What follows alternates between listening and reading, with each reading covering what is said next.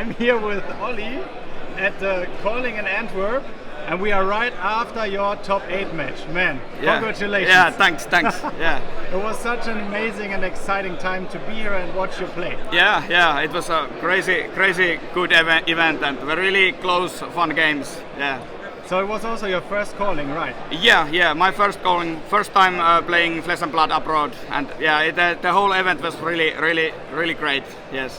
So tell me a little bit more, so the viewers actually know who you are. Which hero did you play and where you come from? I'm Olli, Kajaanin Olli, from Kajaani, Finland, and I played Rhinar, as you maybe saw when I threw my dice on the table. But yes. Yes, we could watch you all day smashing the dice on the table. Yeah, all for the entertainment, Yeah, amazing, man. So much entertainment, but also so much fire, you know?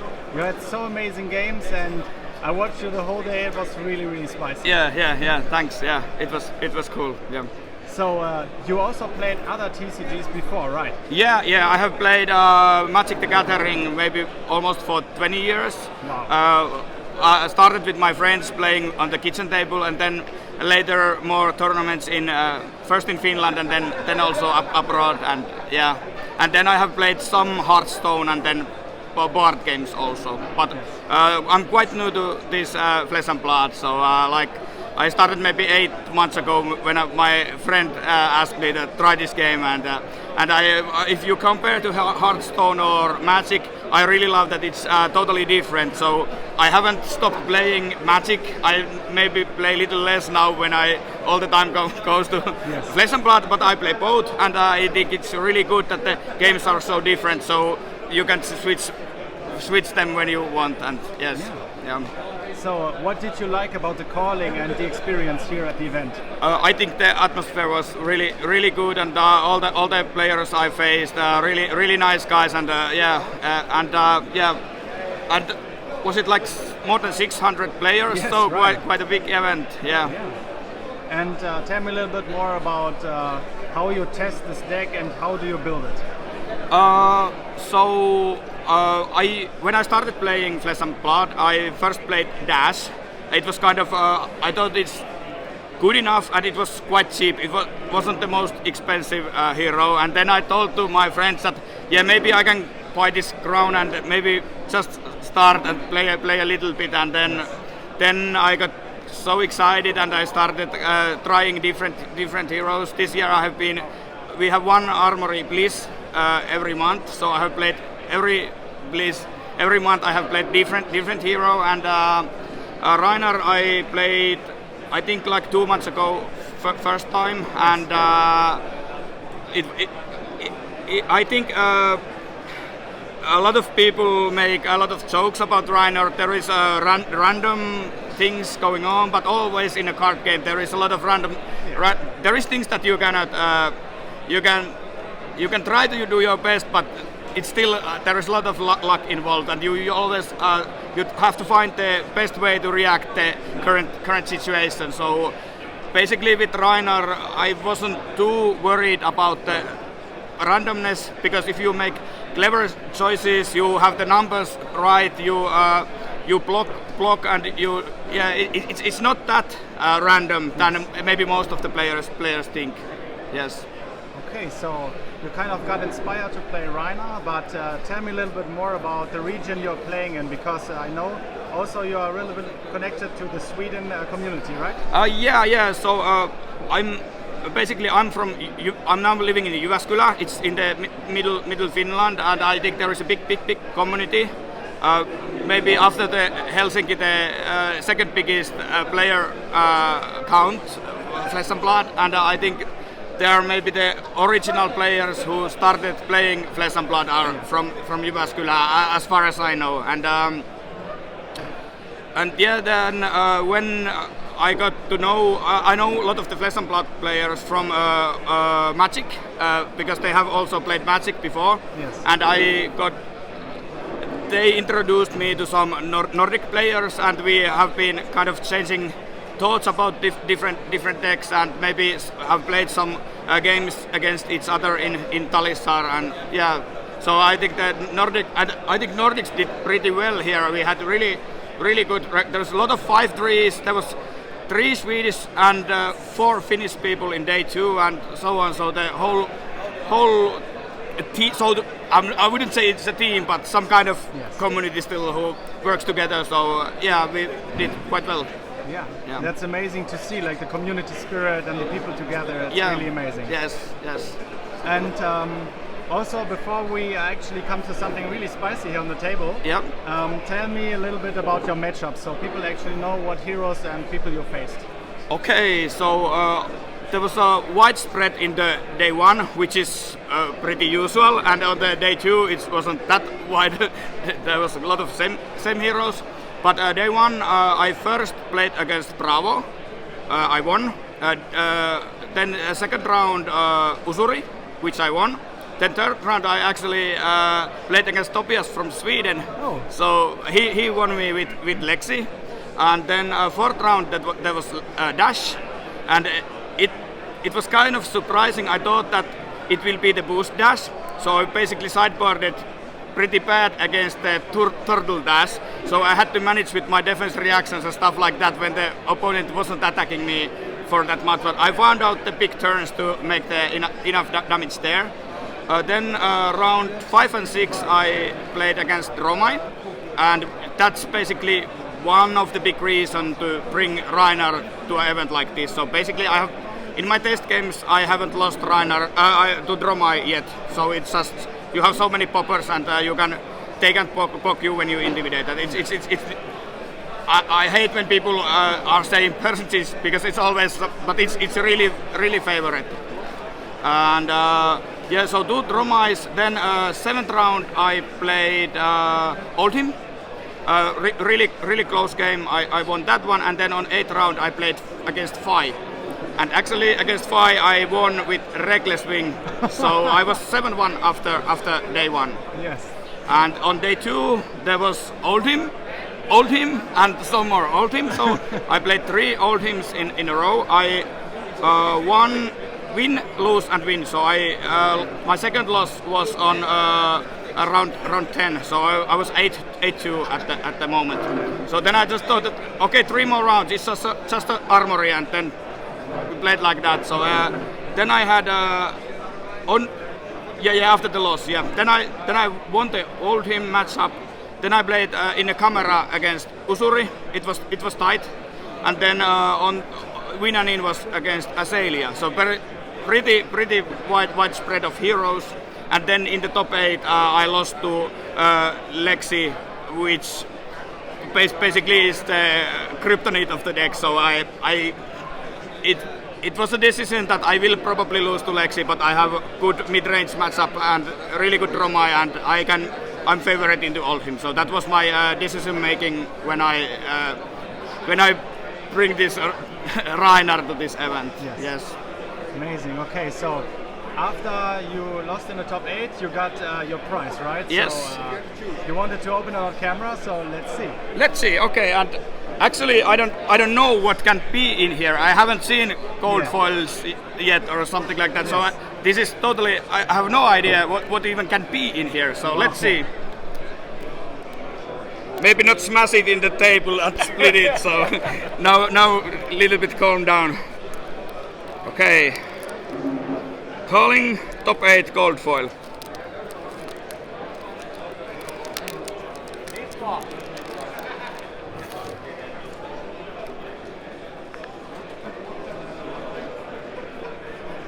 Oh, 9+.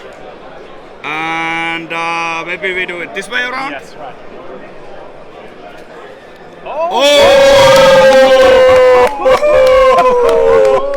I actually have played some Levaya, so whoa! Congratulations! Yes, thanks. Whoa, this is crazy. Woo! This is so good card. Yeah. Yes, it is. So happy for you. Oh, whoa! Amazing. Ooh, let's put it back.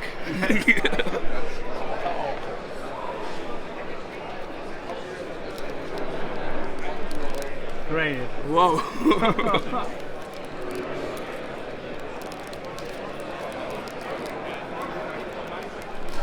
Okay, like this.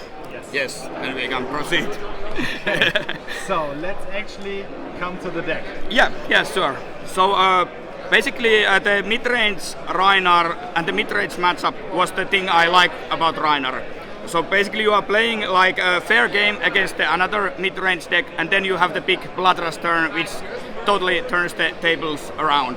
And that was a matchup that I really liked, and then I had to figure out something for the worse matchups. So here we first see my mid-range build, and we start with the blues.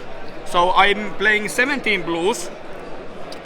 I wouldn't go lower than that, but there is only 3 blue 6s, so that's why you have to play more yellows. So this is the only blue 6 you of course play it. Then I have this Intimidate blues, and Backhunt. It's not amazing, but I have one game with it. You can still do some intimidating, and it intimidates by its own, so it can force the last and against all of him in the second cycle. It's intimidating is the thing you wanna do. And then I have two Reckless Wings. I think it's usually people maybe play 2 because it's quite clunky if you get them both. And against the aggro matchups, you need every inch of the damage there, and that's I actually won the fight by the Reckless Wing, so it was the last 2 damage there. It would have been lethal turn to fight without this, so it has its place, but yes. So these are the blues 17, and I always play these 17 blues. And then we go to the yellows. Alright. So these are like the best you can get kind of stuff. You can hit for 2 resource attack with yellow, and then they block for 3, and then you need to have the 6 power count up. So I have 3 of these. 3 of these. I come to these later. 3 of these. These are actually pretty good against Oldhim because. If the game goes to the second cycle and you have to remembrance your Bloodrush Bellows back, you happily discard these to keep you still have the 6 count to play the Bloodrush Bellows. And then of course Beast Withing, it's been really amazing this in this tournament, and then 3 Bloodrush Bellows. Best card. Yeah, and that's basically. You usually hit 16 or 18 with the Bloodrush Bellow when you have the claw for 5, and maybe swing big, then it's at 20. So that's the big turn in the mid-range matchup. Fun part. yeah. And then the reds. So here maybe I'll pile these little so we can. So there was 3 of each except this Reckless Wing. There was only 2 of them, like this, and okay, and I play 3 Commandant Conquerors. It's non-brute attack, so it doesn't get pumped by Bloodrush Bellow, but since there is so much ranger around, you want to play these, and also it's good in the aggro matchups. It's like you can pivot with these because they have to kind of respect it. They lose their arsenal, then they can't hit you with 5 cards anymore. And usually they try to block it. Maybe with equipment, but it still takes some cards from them. Then Swinbig, this is crazy good. And most of the time you don't care about the weekend if they fully block. Savage Feast. This is the card where you really have to always roll the scabs, basically. So the numbers are crazy, 1 for 6 intimidate, but you don't get the action point. So you are kind of you save your gloves and scabs for that turn. This is like the second best thing you can do. You start with this, and Bloodrush Bellow is the other one. Yes. Then 3 backhunts. I think this card is a little underrated. 2 for 6 intimidate is crazy good. Basically in the mid-range games, for example, Oldhim hits me 6 with a hammer, and I hit him 6 with the 2 cards also. But I get to decide which card I'm blocking with, and he doesn't. So there is kind of those there is this advantage that you basically cannot see when you are playing. Maybe in the expression of your opponent's face you can see that it was the exact card that they didn't want to go intimidating away, but this is crazy good. And then Skullcrack. Skullcrack,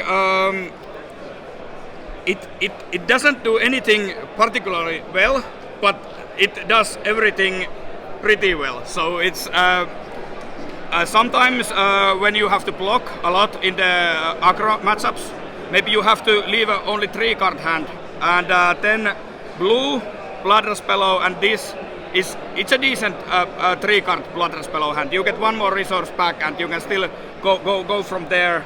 Also, with some sideboard cards, which I saw later, this can really help you do quite a lot more damage than without this one. So, and it hits for 6, 2 for 6, so you can always play it from yellow, and yeah. So this hasn't done anything too exciting, but it has always been good. So I'm always happy to see one in my hand. And then this one, that's the spicy one. I really hate 2 blocks, but the on-hit effect it's like the 6th CNC in the aggro matchups, because if they let this hit and I get Bloodrush Bellow back on top, then I can run over them. So and it's crazy good against Dromai. So I was even thinking if I should play one yellow, because it one blue. Oh yeah, blue actually. So because 4 damage still kills Miragai, and you still get the effect. So blue that kills Miragai and gets your Bloodrush Bellow back sounds pretty good blue. But I didn't want any 2-block blues, so I only have one, and it's enough. The Dromai matchup is basically a buy. At least I feel it that way. So yeah, here, and then there is this which I used to win in the late game, or which I want to have in my opening hand. So basically this is the old synergy Parachin Beatdown Alpha Rampage. So if you have these in your starting hand, blue and the 6, you just intimidate them 3 times and hit 13. They can only block with 1 card. So that's pretty good then. And then you can pitch stack against old him to force damage through. And yeah, this is. In some matchups I hate to. You need to have 3-card hand, because I really like to block. I hit when I have the best turns, and then I block when I don't. So that's why that's how I like to play the matchup. And because if you take too much damage, then you cannot play your Bloodrush, because you have to block then. So you rather block when it's time. You give yourself more time to draw the better cards. Yes. And then I play 6 defense reactions, so 3 Sink Pillows and 3 Fate Forces. And against Lexi, of course, crazy good. Against these are just really good cards. Also in the mid range, you just Bravo wants to dominate you. You have this in arsenal. He doesn't get the effect, and also with Usuri in the mid range, crazy good, and in all the mid range matchup, these are 6 is quite a lot, because they are not going too well with the Bloodrush Bellows, but yeah, I think 6 is the correct number, and this is basically the mid range build which I play against Usuri, Arachni, Bravo. And stuff like that. Those mid-range match. Small differences. I don't play these against Assassin, because they want to block. So I have one of these in there. So it's only tiny change. And the idea is that I don't have to roll scabs to get the white turn. And this is really good when they codex. So this is anti-codex card for me. So I usually try to get this in the arsenal. Maybe I can swing back with it, or then I save it for later to have a big turn. And it's actually, the flexibility here makes your scabs roll so much more effective. if you roll 2 or 3, you can go again and still make the turn. You don't lose the cards that you kept in your hand. But then if you got 4, you can go for 7, or usually I go 0 for 5 and sink my worst card away and draw. So it's crazy value there. And yeah, really good card. The problem is it's not a 6, so but that's the one I'm switching. And also against Dash, I'll switch this for Arc Smash to get rid of the items.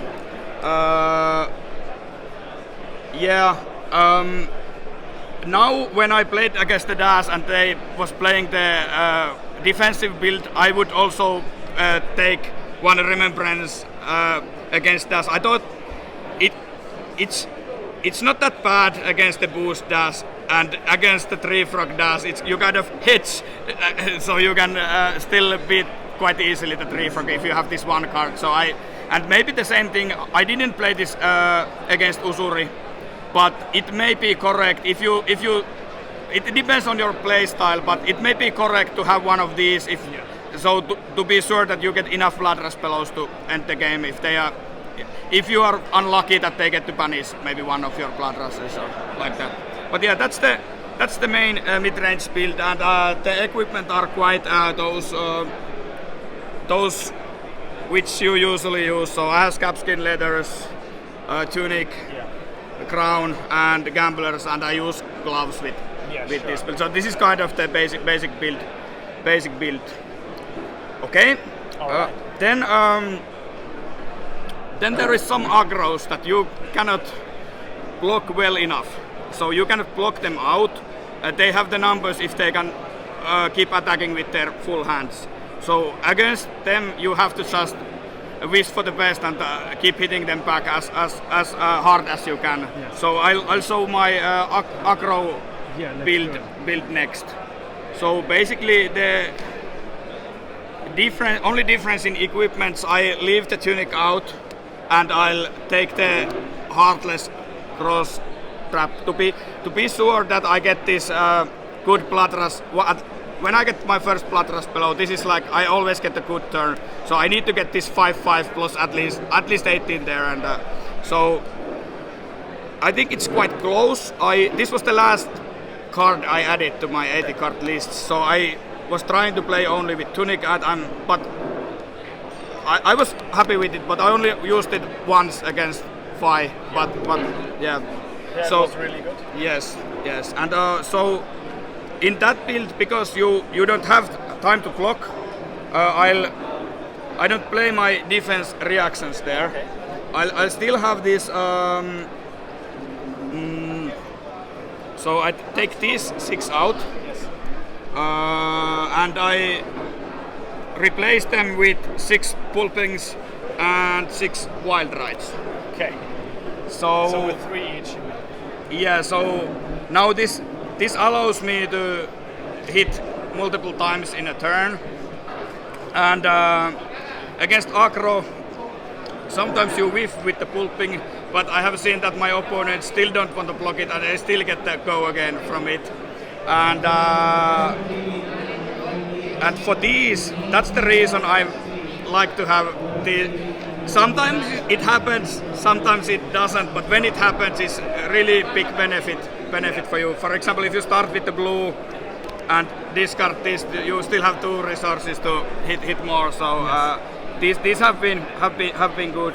And yeah, then I also play this. This is like because they don't want to block, and if I have a Blood Rush Bellow in my graveyard, I think they should block this. Yes. Yeah. This is the basically the aggro build, and I use the same build with the tunic, yes. But the same build because I don't want to block Dromai neither. So this is what I play against Dromai also. Yeah. I have I think I have 34 6s that can block, so that's quite enough poppers, and I have the big Blood Rush turns, and I have these Cadaveros to hit their big dragon and get Blood Rush back, so I basically have 4 Blood Rush Bellows. Yes. Unless I sometimes you lose one for this, but that you have to take the. But you just push damage through. If they try to build their board, then they have to take damage. And if they take damage, even the first Bloodrush Bellow can be already lethal. And the Miragai and then the thing that the blue one that first phantasm doesn't happen. Yes. So those are the things that you have to kind of take care of.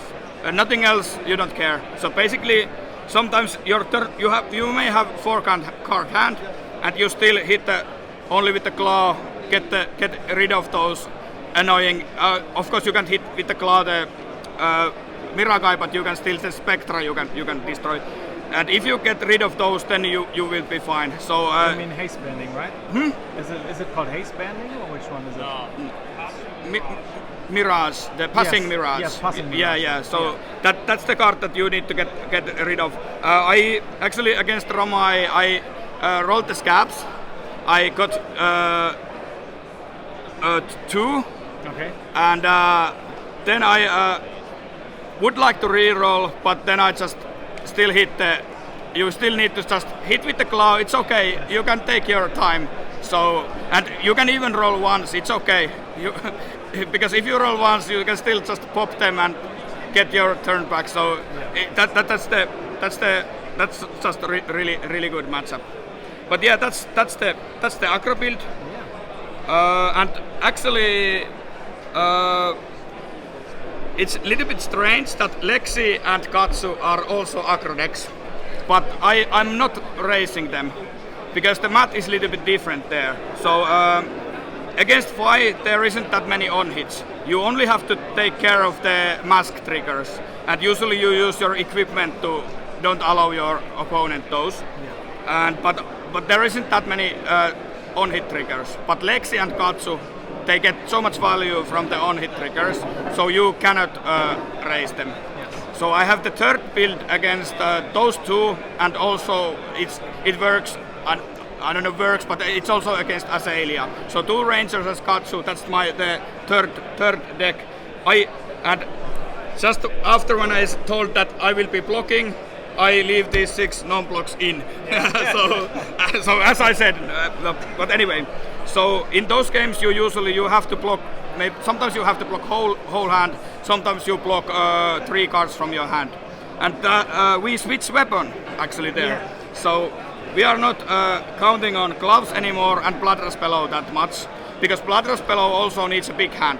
So we are now changing our deck around so it can do as much damage as possible with 1 or 2 cards. So it's totally different ball game now. And so we leave these out and these out. This always needs a 3-card hand, and this also needs another card because it doesn't do anything by itself. It's fine sometimes to just play it and swing with the weapon, and it's 2 for 2. But usually I rather only use 1 card for attacking.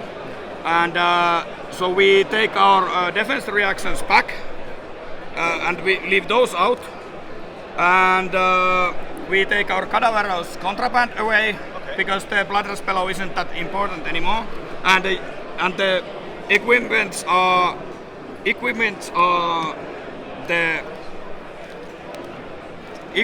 the same, but we switch our weapon. Now we start using the hammer. The club, I mean, and and there is this. You usually you block with 3 or 4 cards, and you want to have these defense reactions. You have to use your equipment blocks carefully to not get the worst on hit triggers, especially against Katsu in the first few turns. If you can block their triggers out and swing some damage back, it's manageable. It's a bad matchup still, but I just thought that I have to try to do something against them. And so there is a lot of yellows and blues. They all work for club, so it's 1 for 4, which is overrate basically, and that's good. And then I usually try to set up the game like that. That I have always either Fate Foreseen or one of these in the arsenal, because this can't block, and you still need it for your maybe better turns. And if you don't have it, then you have to roll scabs. But that's Rhinar life. So basically, maybe on turn 1 and 2 you just swing with the club and block. But on turn 3, when you get your turn counter on your tunic, so kids, don't forget your tunic trigger. Then you try to set up the game in a way that maybe you have a wild ride or pulping in a hand or in arsenal and a blue. And hopefully, sometimes you don't have the privilege, but sometimes you have blocked with backcall or Fate Foreseen, so you can even know that you have the 6 on top. And that's where the crazy numbers come out. You have blue and a tunic, and you basically you swing with the, for example, wild ride, and if you already knew that you had the 6 on the top, then you get go again, so it's 6, and then 1 counter from the tunic and 1 floating from the blue, you hit for 5. So it's 11 with 2 cards. And when you, in the same turn sequence, if you use these defense reactions and 3 blocks, you can basically outmatch the numbers that those rangers are doing. So that's the kind of thing that I'm trying to do in the matchup. So I played 2 close games with Lexi. I lost them both. I didn't play any Katsus, and I won Azalea with this thing. So I'm more happy with the 2 other builds, but I think this was quite clever to find this way to change the deck around that you can, and sometimes it can be enough. It's not unbeatable matchup. And then if you don't have these, then you just roll the scabs. But from blue, swing big, romping club is 12 for 2 cards. So you have to, and then when they have to start think about their blocks, it's a little bit same thing as with fire, other aggros, but you're just doing it a little bit differently. You have to hit them, but you have to find the right spots to do it.